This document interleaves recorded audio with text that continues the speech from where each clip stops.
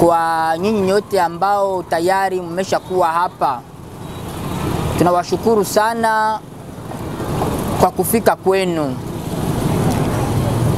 Kama vile wandugu walionitangulia wameshasema, ndugu Espoir Kalolo Paul ambaye ni porte-parole wa SID mu province ya Sud Kivu, na ndugu Mahuno Kambaza Paulo ambaye ni secrétaire exécutif provincial adjoint wa secrétariat exécutif provincial ya Sud Kivu, wamesha tangulia kwa presentation na mengine na kwa kutoa pia kiini au objectif ya haya mazungumuzo yetu. Na ikiwa tumeandaa haya mazungumuzo ni kwa sababu kwanza sisi ni Wakongomani, na si kila Wakongomani, ni Wakongomani wenye dhamiri safi na wenye kupenda nchi yao. Pia tunakuwa watoto wa Uvira. Ni kusema watoto wa Uvira tunakuwa na susi kubwa ya mji wetu wa Uvira. Ndiyo maana baada ya kuona jinsi mambo yanavyoenda kwa muda huu wa arolema, kwa wiki hii ya kwanza ya arolema, tumeona kwamba ni vizuri tuwaambie maneno ambayo tumeyaona kwa muda huu wa arolema, na tujue sisi pamoja, ikiwa kweli uko Mkongomani, unapaswa kuwa na wivu wa nchi yako na unapaswa kuwa na maumivu ya nchi yako. Ndiyo maana kwa ajili ya hile tutafanya presentation yetu, itakuwa kwa Kifaransa, lakini haitazuia kwamba wakati wa maulizo tutachanga lugha, tunaweza kuuliza kwa Kiswahili au kwa lugha nyingine ambayo unaielewa vizuri, na wasioelewa ile lugha watatufasiria. Nafikiri tunaweza enda vile. Je, inawezekana tuende vile? Asante. Mesdames et messieurs de la presse, le 16 février 2023, la Commission électorale nationale indépendante CENI a lancé les opérations d'enrôlement des électeurs dans la 3e ère opérationnelle qui concerne la province de Bazuele, Haut-Uele, Ituri, Maniema, Nord Kivu, Sud Kivu et la Chopo. Selon Paul Muhindo, porte-parole ou rapporteur adjoint de la CENI, pour éviter qu'il y ait beaucoup de gens qui se perdent, la CENI a maintenu les anciens centres. Et ici, les anciens centres, ce sont les centres de 2016 et 2017. Cette opération d'enrôlement concerne les Congolais qui s'étaient enrôlés en 2016 et en 2017. Les nouveaux majeurs, c'est-à-dire ceux qui avaient 15 ans à l'époque de l'enrôlement, et les majeurs à l'horizon 2024. Le 26 décembre 2016 au 26 janvier 2017, premier mois d'enrôlement du dernier cycle, 114 centres d'enrôlement prévus par la CENI avaient déjà enrôlé 135 022 électeurs, pour une moyenne d'inscrits qui tournait autour de 75 à 80 personnes enrôlées par kit et par jour. Et pendant 3 mois, la CENI a enrôlé 332 438 personnes. Pour ce cycle en cours, Uvira compte 126 centres d'enrôlement, dont 26 centres pour la ville d'Uvira et ça centre pour le territoire d'Uvira. Pour s'imprégner de l'effectivité de l'enrôlement, nous nous sommes déployés dans différents sites et nous avons identifié ou nous avons visité les centres suivants. Dans le groupement d'Itara Luvungi, nous sommes arrivés au centre de Katogota, Lubarika, Ndolera, Buheba, Igaze, Kassava et Kanigo. Dans le groupement Lemera, nous sommes arrivés à Kyugama, au centre de l'Institut Huruma, à Katala et à Rubanga. Dans le groupement Runingu, nous sommes arrivés à l'Epe Runingu. Dans la commune rurale de Luvungi, nous sommes arrivés à l'Epe Luvungi, à l'Epe Mirungu et à l'Epe Ruzizi. Dans la commune rurale de Sangue, nous sommes arrivés à l'Epe Musenyide, Kalimbi, Kiamate, Rutanga, Sangue, Kinanira, Nyakabere 1 et Nyakabere 2. Dans la commune rurale de Kiliba, nous sommes arrivés à l'Epe Musenga, l'Epe Azuhuri, Epe Muhungu et Epe Kabulimbo. Dans la ville d'Uvira, nous avons visité 20 centres sur les 26 qui sont prévus par la CENI. Les interviews réalisées aux différents opérateurs de saisie et aux chefs de centre nous relèvent que la CENI a prévu qu'une machine va enrôler 45 personnes par jour pendant 26 jours. La journée du lundi étant déclarée une journée administrative. Ça veut dire que les activités d'enrôlement ne se font pas ou ne se déroulent pas. Le calcul simple nous amène donc à 147 420 personnes enrôlées, soit 45 personnes par jour, multiplié par 126 centres d'enrôlement, multiplié par 26 jours d'enrôlement. Et si on considère toutes les irrégularités identifiées, et malgré qu'il y a quelques centres qui ont 2 à 3 machines, nous sommes arrivés à une moyenne de 30 personnes par machine par jour.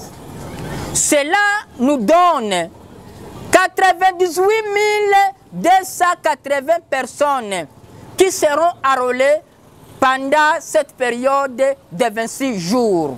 Autrement dit, c'est 30 personnes par machine par jour, multiplié par 126 centres, multiplié par les 26 jours d'enrôlement. La question sera donc de savoir si en 2016, Uvira a eu 4 sièges à la députation nationale et 6 sièges à la députation provinciale pour 332 438 personnes enrôlées. Et donc, avec 98 280 personnes pour la moyenne de 30 personnes par machine ou 147 420 personnes enrôlées pour 47 personnes par jour par machine. Uvira aura combien de députés nationaux et provinciaux? C'est la question qu'on se pose.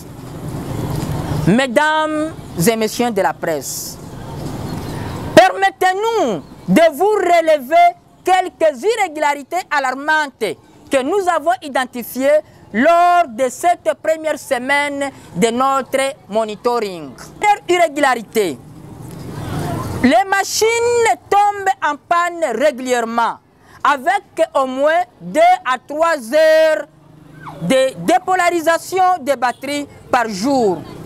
Et cela pour celles qui sont dans la ligne littorale du territoire d'Uvira et de la ville d'Uvira. À Kiugama où nous sommes arrivés, la machine enrôle 17 personnes par jour. À Lubarika, l'opérateur de saisie demande le clavier à un secrétariat public parce que le clavier, celui de la CENI, ne fonctionne pas. Les maintenanciers de la CENI ne sont pas accessibles au centre d'enrôlement pour réparer les machines en panne, comme le cas du centre Huruma à Lemera, que leur machine a fait 2 jours ici à Uvira pour la réparation. À Rurambo, à Kitoga et à Bijojo, dans le haut plateau d'Uvira, les kits sont partis le dimanche, le 19 février, alors que l'enrôlement a été lancé le jeudi 16 février. Il a été constaté que certains électeurs potentiels de Katogota, de Luvungi, de Lubarika, dans la plaine de la Ruzizi, sont déçus par la lenteur et les pannes permanentes des machines. Et ils cèdent aux politiciens de Walungu qui leur paient le transport en vue de se faire enrôler à Kamanyola. Mesdames et messieurs de la presse, toutes ces irrégularités seront identifiées, n'ont comme objectif diminuer le nombre de sièges d'Uvira au scrutin qui s'annonce. C'est pourquoi, imprégné d'amour patriotique et l'amour de notre Uvira en particulier, nous recommandons ce qui suit. La première recommandation, c'est au chef d'antenne de la CENI Uvira qui lui rende disponible une équipe technique de maintenanciens qui vont passer régulièrement dans les centres d'enrôlement pour réparer les machines qui tombent en panne de temps en temps. Qu'ils trouvent urgemment les moyens palliatifs au cas de dépolarisation des batteries dans les centres d'enrôlement. Le chef de centre, le chef d'antenne de la CENI Uvira doit planifier dès maintenant un délai de la prorogation de l'enrôlement en tenant compte de toutes ces irrégularités que nous avons déjà identifiées. Aux habitants d'Uvira, nous leur recommandons à s'enrôler au centre d'inscription le plus proche de leur résidence. Ils doivent éviter la pratique qui vise à avoir des cartes d'électeurs au motif d'utiliser une carte de réserve au cas où ils perdaient une carte. Les habitants d'Uvira doivent veiller au contrôle rigoureux afin de barrer la route aux étrangers qui veulent se faire s'enrôler et obtenir la carte d'électeur. Ils doivent résister au monnayage et dénoncer tout cas irrélatif. Aux autorités politico-administratives d'Uvira, nous leur demandons de décourager le nomadisme ou la déportation des électeurs d'Uvira vers le territoire de Walungu et le territoire de Fizi. Elles doivent faciliter les Congolais qui ont perdu leur carte d'électeur à les avoir et avec moins d'exigences monétaires. Mesdames et messieurs de la presse, vous vous rendez compte que le régime actuel est contre son peuple. Il étouffe et veut même escroquer les droits civils reconnus par la Constitution. De ce fait, il faut se préparer en tout, car les prémices sont déjà négatives. Que vive la République démocratique du Congo et son vaillant peuple. Je dis et je vous remercie.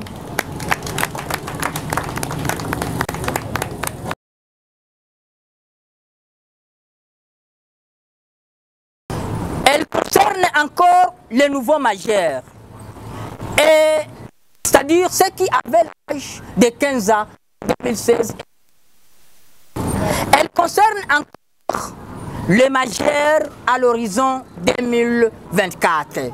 Si vous faites une bonne analyse, vous verrez que c'est au cours de cette opération qu'il y aura beaucoup d'enrôlés que c'est de 2016. J'ai bien dit encore qu'en 2016, au premier mois d'enrôlement, on avait des gens enrôlés, 135 000, 22 000 personnes enrôlées. Et que pour la période de 3 mois, on est arrivé à 335 000 personnes enrôlées pendant 3 mois. Et là, on avait 4 sièges à la députation nationale et 6 sièges à la députation provinciale. Et maintenant, avec cette incompétence de M. Denis Kadima, nous n'allons pas arriver à 150, madame. Je pense que tu peux faire un calcul simple. Si avec 335, on avait 4, et maintenant avec 150, avec moins de 150, nous aurons combien? Et puis, le découragement, la démoralisation des opérateurs de saisie parce qu'ils n'ont rien sur terrain. Ce qui aussi affaiblit leur manière de travailler. Ça veut dire que même la planification de la CENI, on ne va pas atteindre le nombre qui est prévu par la CENI. Nous sommes ici à Uvira, madame. À l'hôpital général, il y a un centre, si vous voulez. Toute la journée d'hier, la machine n'a pas fonctionné. Si la machine qui est ici, à quelques 1 kilomètre de l'antenne d'Uvira, elle fait toute la journée sans fonctionner à cause de la panne. Et maintenant, la machine qui est à Kugama, la machine qui est à Lubarika, la machine qui est à Bijombo, à Kitoga, à Kahololo, elle va prendre combien de temps? Et donc, c'est une stratégie que Denis Kadima et son cousin Chilombo ont mis en place pour diminuer les sièges à Uvira. Vous êtes informés comme moi qu'au Kasaï, on a connu une prolifération des centres d'enrôlement. C'est parce que M. Félix connaît très bien que il n'y a aucune personne qui raisonne normalement qui peut aller aux urnes et voter pour lui. C'est comme ça qu'il monte toutes les stratégies pour qu'il passe par la fraude. Mais nous disons que Félix ne passera pas. Et je le répète, parce que lors de notre congrès du 11 au 14 juillet 2022 à Kisangani, nous avons dit ceci que même dans la poche de l'ignorant, on n'y introduit pas la main des fois. Si Félix a volé les élections de 2018, ces élections, il ne va savoir. Même une eau qui est chaude, il y a une chose qu'elle ne peut pas oublier. Chaque eau chaude doit retenir qu'elle était froide. Et qu'à un certain moment, elle peut redevenir froide. La fraude qui est planifiée par M. Denis Kadima et son cousin Félix ne passera pas. Ce qui concerne la question, c'est très ridicule. Nous, SID, en RDC, nous sommes les partis patriotes. Nous sommes les seuls partis des hommes intègres. Tous les autres politiciens sont dans le lait, sont dans le miel. Mais nous sommes restés seuls, SID. Vous êtes d'Uvira. Quels sont ces hommes, quels sont ces politiciens d'Uvira aujourd'hui qui plaident, qui dénoncent pour les cas de notre pays? Nous sommes les seuls qui avons organisé les manifestations ici contre la balkanisation. Nous sommes les seuls aujourd'hui qui dénonçons ces irrégularités de la CENI. Et donc, les voleurs des deniers publics, ils ont peur de nous. Et c'est comme ça qu'ils sont en train de, je ne sais pas, ils sont en train de fabriquer des choses. Mais si nous amenons les Burundais, et que font les services de la DGM, le service, vous l'appelez, je ne sais pas, vous l'appelez le service, l'ANER, que vous appelez ANER, qui a dévié la mission, elle est devenue un service ou une agence de rançonnement. Elle a dévié leur mission. Et donc, qu'est-ce que ce service, tout ça, qu'est-ce qu'il faut? C'est une fabrication. Vous savez qu'ils ont peur de nous, et là, nous ne pouvons pas céder. Je pense que nous ne pouvons pas céder à ces intimidations. C'est une fabrication. Est-ce qu'il y a d'autres questions? Je ne sais pas comment est-ce que toi tu peux me dire, tu peux parler d'une appréciation positive. Tu es congolais. Je pense que tu n'as pas moins de 20 ans. Tu as participé à l'enrôlement de 2016. Moi, j'ai participé à l'enrôlement de 2006. Et donc, tout le cycle électoral depuis 2006, 2016 et celui-ci, j'ai participé à tous ces cycles-là. Si vous avez écouté même à la première ère opérationnelle, on a parlé que la qualité même de la carte d'électeur est comment? On a perdu, elle a perdu sa qualité. Et donc, il y a une rétrogression.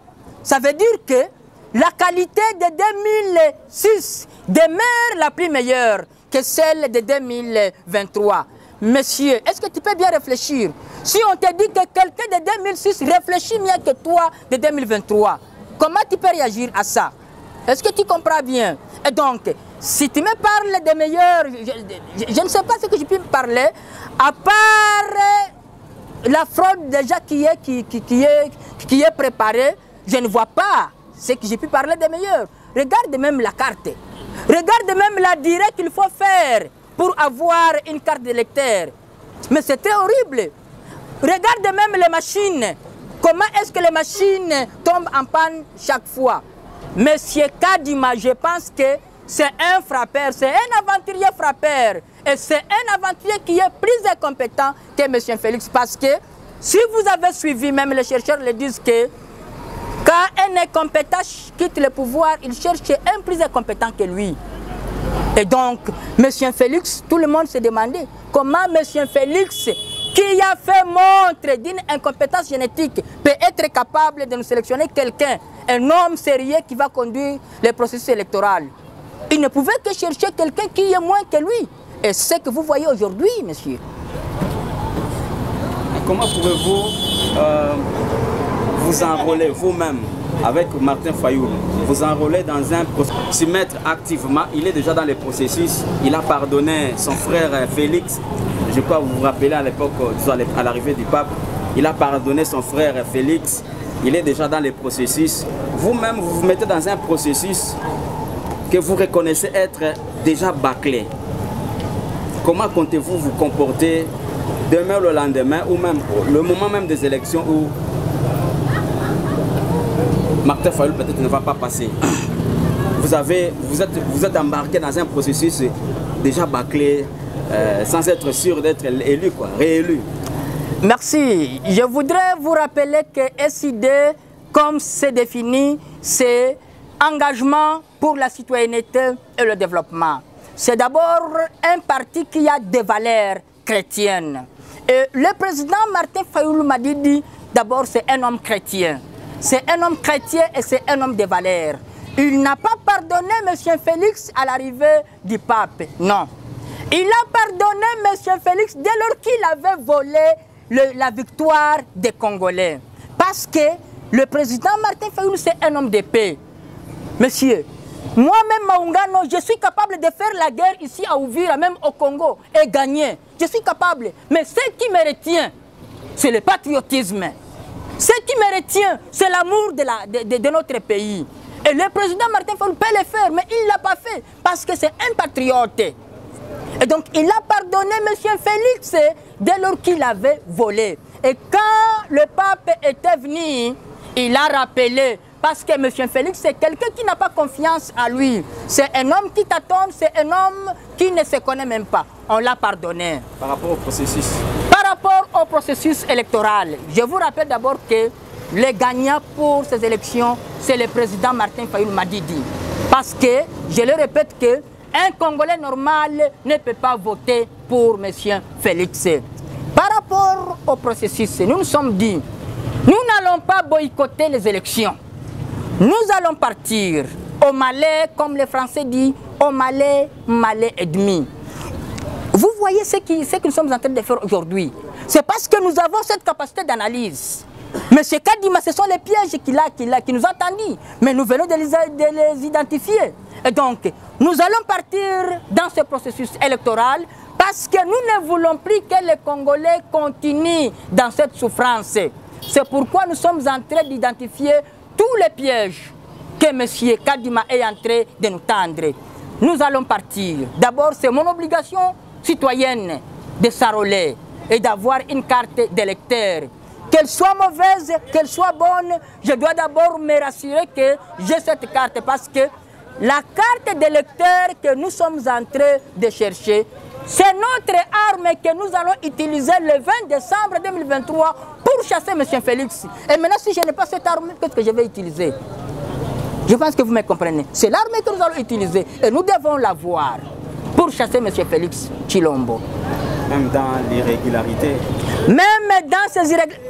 Aujourd'hui, ce que nous faisons aujourd'hui, les points de presse que nous tenons aujourd'hui, le président Martin Fayoul est en train de tenir les mêmes points ici à Kinshasa, à Faden House, pour étaler aussi toutes les irrégularités qu'on a identifiées dans la première ère opérationnelle. Ça veut dire que nous sommes très impliqués. Mon frère, les Congolais ont souffert et ils continuent à souffrir. Nous ne pouvons pas céder à toutes ces manipulations pour que les Congolais continuent à souffrir. Nous devons aussi monter les mécanismes qui vont nous aider à donner une nouvelle vie, un nouveau souffle aux Congolais. Et c'est avec ces élections. Ces autorités, je dis et je le répète, elles sont obligées de respecter ces recommandations. Parce que nous avons une constitution qui nous permet de prendre un autre élan. Si ces autorités ne respectent pas ces recommandations, dis-moi, s'il n'y a pas prorogation de ce processus d'élection, d'enrôlement, ça veut dire qu'on va accepter que Ouvira reste avec 98 000. Ouvira reste avec moins de 150 000 pour que tous les députés se retrouvent au Kasaï. Parce que c'est là que M. Félix Tshilombo a mis une multitude de centres d'enrôlement. On ne va pas respecter, on ne va pas accepter ça. Ces autorités-là sont obligées, elles seront obligées. Et si elles n'acceptent pas de suivre ou d'observer nos recommandations, nous allons les pousser jusqu'au mur. Et ils vont sentir parce que ce sont des adultes qui savent bien gémir. Je pense que vous m'avez compris. Merci. RDC, le M23, c'est une armée de l'EAC, non? Est-ce que vous avez déjà entendu l'EAC condamner le Rwanda qui est en train de financer le M23? Le Rwanda ne l'a jamais fait. L'EAC ne l'a jamais fait. Parce que c'est leurs milices qui sont en train d'utiliser pour exploiter et pour piller. Cette situation de la guerre à l'est de la RDC, elle n'est pas étrange parce que nous avons tout dit et nous continuons à alerter. Est-ce qu'il faut arrêter avec l'enrôlement dans cette partie là-bas du pays? Vous savez que peut-être que nous allons vous inviter dans une autre émission pour parler de ça, mais je vais vous dire que c'est parmi les clauses de M. Félix parce que cette guerre que nous disons, c'est M. Félix lui-même qui est parti demander cette guerre. Quand il a signé l'accord avec le M23, le 11 au 12 juillet 2019, il était avec le M23 à Kigali, non? Il a signé un accord qu'il va intégrer, qu'il va faire une intégration militaire et politique du M23 dans le système congolais. Et aujourd'hui, qu'est-ce qu'il réclame? Est-ce qu'il faut arrêter avec l'enrôlement et poursuivre la guerre? Quelle est la priorité pour vous au Nord Kivu? La priorité pour nous est que là où le processus d'enrôlement est en train de se passer, les gens vont s'enrôler. Mais cette guerre, on ne va pas permettre que le M23 continue à conquérir nos entités. Nous, Congolais, nous sommes en train de nous conscientiser parce que on ne peut pas chercher à gagner cette guerre avec M. Tshilombo. Non, parce que c'est son business. Mais nous demandons les Congolais eux-mêmes de prendre conscience et nous allons gagner cette guerre. Et quand on va gagner cette guerre, on aura aussi une stratégie qui va faire que les Congolais qui ne se sont pas enrôlés, qu'ils se fassent enrôler. Que fait concrètement SID pour mettre fin à la guerre? Ce que le SID fait concrètement, je vais vous informer que le SID est le seul parti d'abord qui tient un point de presse chaque mardi à Kinshasa. Nous tenons le point de presse pour dénoncer tout ce qui se fait contre notre pays à l'est de la RDC. Le président Martin Fayoulou, il est le seul, vous êtes aussi informé qu'il est le seul homme politique aujourd'hui qui a tout parlé de la RDC, qui a tout parlé de l'agression de la RDC par le Rwanda. Et nous continuons à dénoncer. Nous continuons à mobiliser les Congolais, à conscientiser les Congolais pour que nous barrons la route à ces usurpateurs, à ces agresseurs qui sont en train d'agresser notre pays. Vous avez suivi toutes les démarches que le président Fayoulou a faites. Ce qui fait qu'aujourd'hui, on a parlé, les FRDC ont commencé à dénoncer que les M23 sont des terroristes. Mais c'est M. Tshilombo lui-même qui a atténué cette appellation avec ses amis de Eastern African Community. Parce qu'il est aussi dedans. Donc c'est nous qui sommes en train de dénoncer ce qui est en train de se faire dans l'est de la RDC. SID n'a pas son armée, nous n'avons qu'une seule armée nationale républicaine. Vous avez un mot à adresser à l'armée qui est au front en ce moment ici? Je pense que le président, vous êtes informé avec moi que le président Martin Fayoulou Madidi a commencé par encourager l'armée depuis longtemps. D'ailleurs, le 13 novembre, si je ne me trompe pas, quand il était venu, il venait des États-Unis. Monsieur Félix a déployé au moins 2000 policiers pour aller barrer la route à tous les Congolais qui partaient recevoir, accueillir le président Martin Fayoulou parce qu'on pouvait organiser même une marche d'encouragement aux FRDC. Mais monsieur Félix a déployé plus de 2000 policiers pour aller barrer la route. Nous sommes en train de faire de nos mieux, mais le blocage c'est monsieur Félix parce que si nous faisons ce que nous allons faire, nous allons donc bloquer M. Félix ce qu'il est en train de faire. Message à l'armée? Message à l'armée, nous sommes en train de dire, comme nous le disons toujours, que l'armée, le FRDC doivent éviter d'être manipulés. Les FRDC doivent être patriotes. Même s'il y a une grande infiltration au sein des FRDC, les FRDC doivent tenir sur terrain et ne pas donner passage, et ne pas laisser l'infiltration à ces agresseurs qui viennent nous agresser.